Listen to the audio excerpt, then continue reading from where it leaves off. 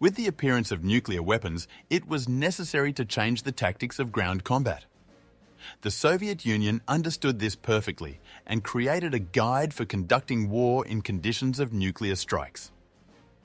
The Guide for Sergeants of the Soviet Army not only describes the means and methods of protection against damaging factors, but also contains information about atomic energy and the principles of nuclear explosion.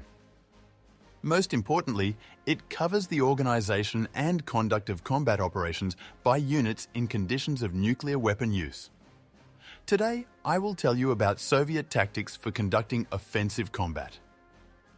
In conditions of nuclear weapon use, a platoon attacks the enemy in a chain on the front up to 60 meters and a company on the front up to 200 meters, as their combat mission coincides with the task of the battalion.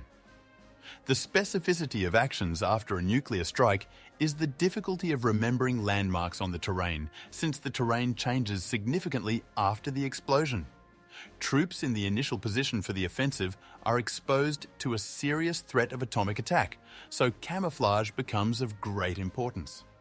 It is also worth remembering that one of the signs of the enemy's preparation for a nuclear attack may be the withdrawal of troops from the front line.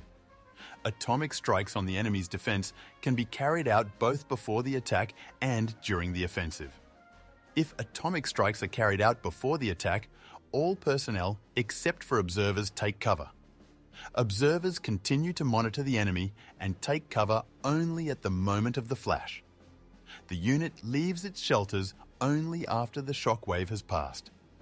After the artillery and air support, the infantry and tanks attack the front line simultaneously. The infantry strives to use the tank's success to quickly capture objects.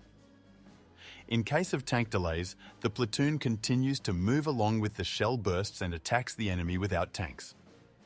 If there are pockets of resistance on the enemy's defense, the infantry units should try to penetrate the gap between them and, having deployed in battle order, attack the enemy. If atomic strikes are carried out during the offensive, the personnel, upon the command of the commanders, should quickly take cover in the folds of the terrain, craters, ditches, and so on. After the shockwave has passed, the unit continues the offensive, striving to make the most of the results of the atomic explosions.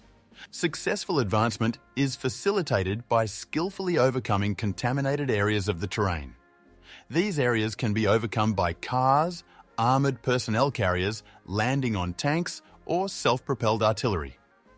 When crossing contaminated areas of the terrain, cars can be used to overcome areas with higher radiation levels. Individual protective equipment should be used depending on the situation, as well as weather conditions and soil characteristics. The greatest dust formation will be on terrain without vegetation in dry and windy weather.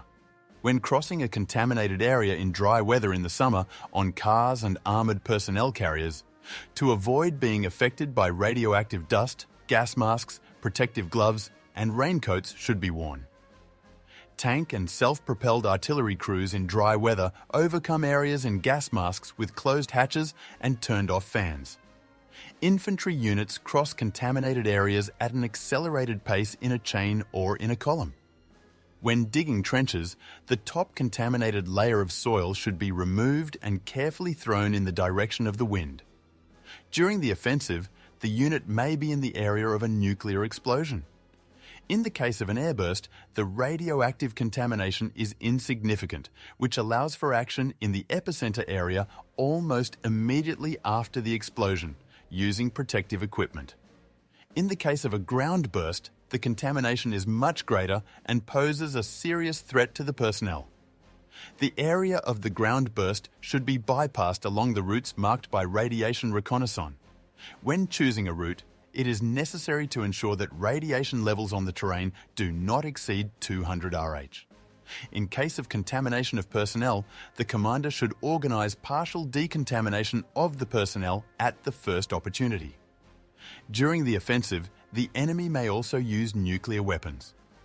The first echelon units should strive to maintain the course of the battle, direct contact with the enemy, and relentlessly pursue him, which will serve as a guarantee that they will not be subjected to a nuclear attack, fearing the defeat of their own troops. Fearing the defeat of their own troops, the enemy may use nuclear weapons only against second echelon troops and reserves. Units are warned in advance of the danger of a nuclear attack by a signal. In the event of a sudden nuclear attack, protective measures must be taken. Only a few seconds pass from the flash of a nuclear explosion to the arrival of the shockwave. Upon seeing the flash, it is necessary to immediately use any folds in the terrain for cover. If there is no cover, lie face down on the ground, close your eyes, and hide your hands under yourself. Tank and self-propelled artillery crews should stop the vehicle, close the hatches and blinds. Drivers of cars should stop the vehicle and lie on the ground. No matter how difficult the situation may be after a nuclear attack, the commander must act with initiative, decisiveness, courage, and be constantly ready to repel possible enemy counterattacks.